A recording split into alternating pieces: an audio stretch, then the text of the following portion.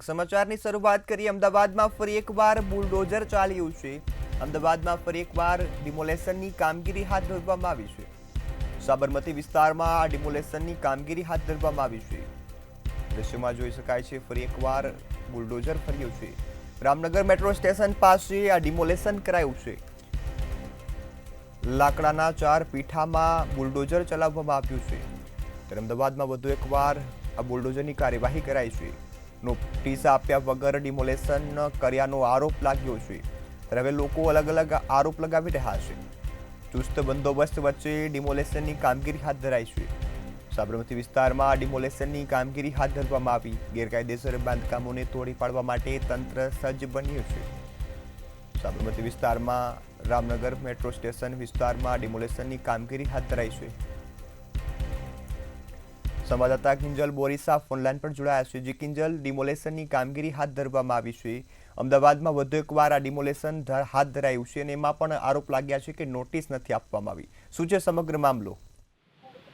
જી ચોક્કસ છે। જે ચંડોળા વિસ્તારમાં ડિમોલેશન કરાયા બાદ અમદાવાદમાં જે વિવિધ વિસ્તારો છે કે જ્યાં ગેરકાયદેસર દબાણ કરવામાં આવી રહ્યું છે ત્યાં જે કોર્પોરેશન દ્વારા ડિમોલેશનની કામગીરી છે તે શરૂ કરવામાં આવી છે। આજે વહેલી સવારથી જે સાબરમતી વિસ્તાર છે ત્યાં મેટ્રો સ્ટેશનની બાજુમાં જે રામનગર આવેલું છે ત્યાં લાકડાના જેટલા પણ પીઠા આવેલા છે 4 કરતાં પણ વધારે પીઠામાં કોર્પોરેશન દ્વારા જે ડિમોલેશનની કામગીરી છે તે શરૂ કરવામાં આવી છે। સાથે સાથે લોકો દ્વારા એ પણ આક્ષેપ કરવામાં આવ્યો છે કે કોર્પોરેશન તરફથી કોઈ પણ પ્રકારની જે નોટિસ છે તે આપવામાં નથી આવી ને ડાયરેક્ટ જે આજે દબાણ હટાવવાની કામગીરી છે તે શરૂ કરવામાં આવી છે। જે પોલીસનો કાફલો છે તે પણ ઘટના સ્થળે છે અને પોલીસના ચુસ્ત બંદોબસ્તની વચ્ચે જે કોર્પોરેશન દ્વારા જે આ દબાણ હટાવવાની જે કામગીરી છે તે શરૂ કરાઈ છે। એટલે કે અલગ અલગ વિસ્તારમાં જે પણ જગ્યા ઉપર ગેરકાયદેસર જે દબાણો હોય છે ત્યાં કોર્પોરેશન છે તે પોતાના બુલડોઝરની જે કાર્યવાહી છે તે કરી રહી છે। એટલે કે એક મિશન ક્લીન અમદાવાદ મિશન જે